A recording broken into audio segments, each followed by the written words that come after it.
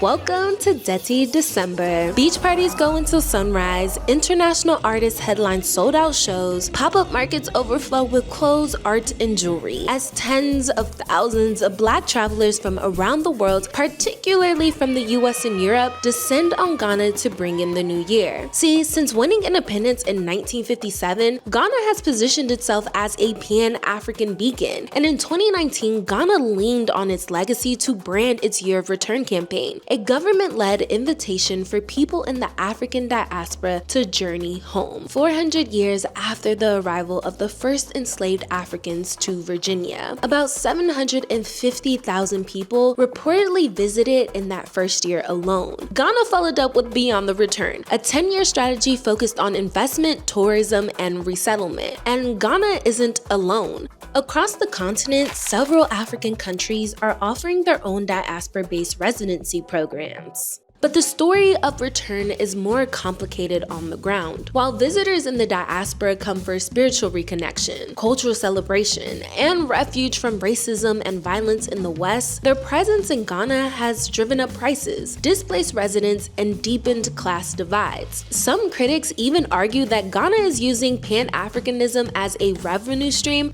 rather than as a political ideology. All of this is happening as Ghana faces a deepening debt crisis and leans on tourism to stay afloat. So what does Pan-Africanism mean in Ghana in the 21st century, and who really gets to return and who gets left behind? If there wasn't an opportunity for money to come into the country from these initiatives, I don't believe that we would be seeing them taking place at the rates that we are.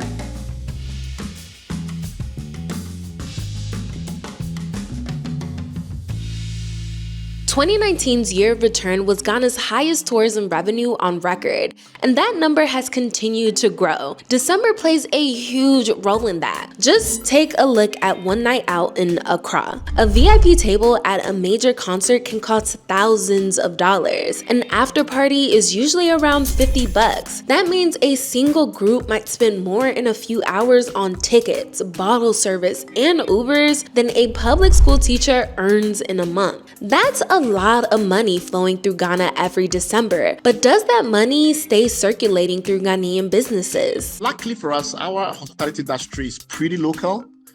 Even the big brands you see, like the Kempinski's and the others, they have a very significant proportion of local funding. You go to the airport city, and almost all the major hotels there have very significant Ghanaian ownership. Most Airbnb, apartment complex, and the like, a lot of it have very significant Ghanaian ownership. People that come in and do your hair braids, so you go to the beautician shop, all that is Ghanaian owned. So a lot of that money is retained. Apart from the airline ticket, most of your local spend is going really direct to the pocket of local entrepreneurs, local innovators, the like. On paper, Dirty December seems like a success story. More visitors, more events, more money. But Ghana is still in serious debt even with this revenue. Ghana's currency, the cedi, has lost significant value against the dollar, and the country is facing severe levels of youth unemployment. Ghana is currently undergoing its 17th International Monetary Fund debt bailout. This typically means that the government accepts loans in exchange for implementing what the IMF calls structural adjustments, like cutting public jobs and social spending, privatizing state assets, and opening markets. For Ghanaians, that leads to increased taxes, higher fuel prices, and other austerity measures that heavily impact their quality of life. Meanwhile, the World Bank encourages Ghana to lean on heritage tourism as a way to boost its economy. That is why the Ghanaian government is inviting the African diaspora home. So is it really about solidarity and reconnection, or is it simply a money grab? This is the million-dollar question that people have been asking since the Year of Return. I believe that it was both. It was started as a Pan-African nation state by Kwame Nkrumah. So Ghana has a very long history of creating government initiatives that reach out to the African diaspora and encourage them to come home, essentially. On the Year of Return website, they marketed the Year of Return as a like a spiritual, birthrights, connection, people coming home. But on the Visit Ghana website, it was marketed as a year-long, marketing initiative. So I think the Ghanaian government was trying to do both, trying to bring people home, but also trying to get trying to bring the tourism dollars. That both is exactly what makes this story tricky, because defining what Pan-Africanism is messy. See, its definition has shifted depending on who's defining it, where they're located, the year, and what they're fighting against.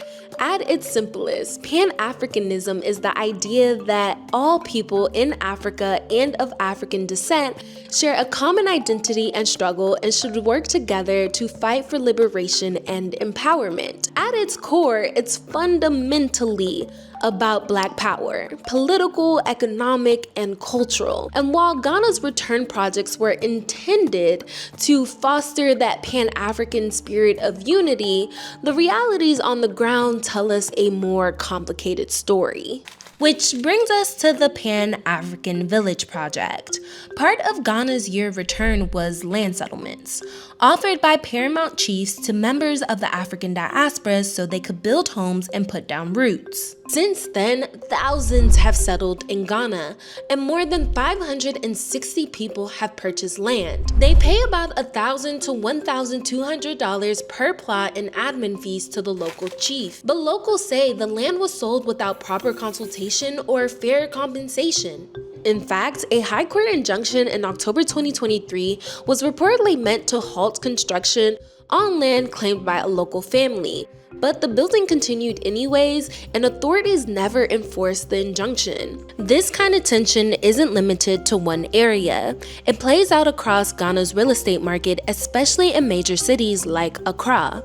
In areas like East Legon and Osu, rents have doubled or tripled since 2019. And many landlords are requiring a year to 2 years rent up front to move in. It's technically illegal, but it's still happening. For many Ghanaians, it's starting to feel like they're being priced out of their own homes. Why have we normalized these criminal prices?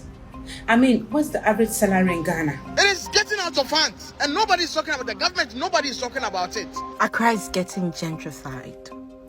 Everything has been hijacked. The gentrification raises bigger questions about movement and belonging. Long before Year of Return, West Africans were migrating in and out of Ghana for work and opportunity. This was part of ECOWAS, a now 12-country bloc founded in 1975 to integrate economies to enhance development across West Africa. In 1979, ECOWAS introduced its first free movement of persons protocol, promising that citizens of the bloc could move freely, live, and work anywhere in the region. I know we think that more Africans are going out than staying in, but migration costs money. So the more money you have, the further you can go. So most Africans tend to migrate, within the continent. In theory, a Nigerian or Togolese person should have the same freedom of movement in Ghana as a Ghanaian.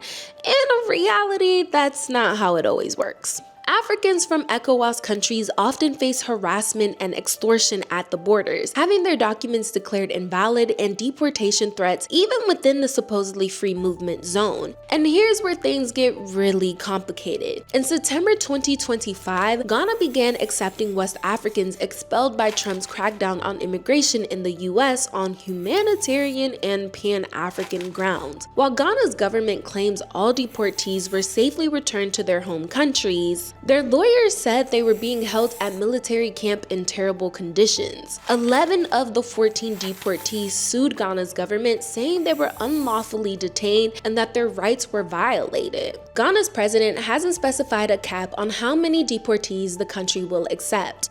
All of this exposes a gap between the language Ghana uses and how movement is actually managed. On one hand, the state talks about Pan-Africanism as a moral duty. On the other, people can still be detained, displaced, or treated as a problem that needs to be handled. The same country selling return and welcome home is also making choices about who gets protected, who gets processed, and who gets pushed out.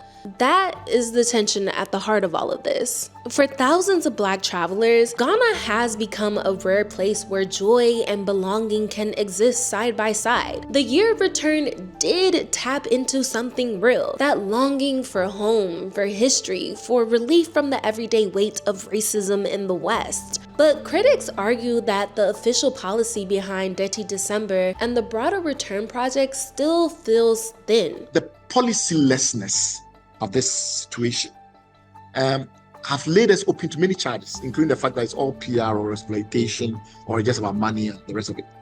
There is a spiritual essence to this whole agenda. There's a moral dimension to this whole agenda that imposes a higher burden. It was a higher obligation and duty to think harder about what you're trying to achieve. You cannot take the memory of your ancestors and then pawn it for a few bowls of gruel or porridge. We need to think hard about what we're doing and say, look, this is really important for certain people. And if we're going to harness it respectfully, harness it thoughtfully, harness it strategically. Ghana's model is spreading as other African countries are launching their own return campaigns. Whether this becomes a blueprint for a Pan-African connection or just another tourism strategy depends on the choices that are being made right now.